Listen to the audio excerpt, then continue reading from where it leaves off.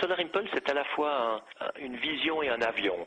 La vision, c'est de penser que le développement durable n'est pas quelque chose de rébarbatif et de repoussant ou de cher, c'est au contraire une opportunité extraordinaire à saisir pour développer des nouveaux produits, des nouveaux marchés, des nouvelles sources d'énergie.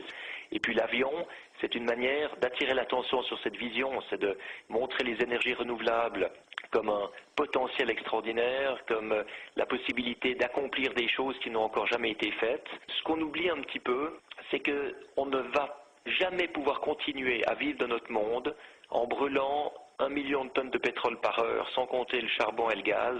Il faut absolument arriver à développer de nouvelles technologies qui sont capables de diminuer notre consommation énergétique. On n'est pas là pour ramener les gens à l'âge de la pierre, il faut au contraire les pousser en avant, leur montrer à quel point c'est excitant, c'est sexy, c'est passionnant d'entrer dans une démarche comme ça. Alors je pense que le monde de l'aviation, le monde de l'exploration et de l'aventure a vraiment un rôle à jouer pour faire cette démonstration. C'est vraiment toute une épopée dans laquelle il s'agit pratiquement de réécrire l'histoire de l'aviation, mais à l'énergie solaire, c'est-à-dire sans carburant, sans émissions polluantes. Est-ce qu'on peut envisager à terme une exploitation commerciale de cet avion? Alors vous savez, quand les frères Wright ont fait leur premier vol en 1903, personne ne pouvait imaginer que 66 ans plus tard, il y aurait 2 astronautes sur la Lune.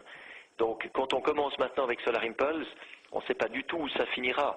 Et c'est très possible que plus tard, la porte qu'on a ouverte pourra être empruntée par des industriels qui pourront continuer l'épopée.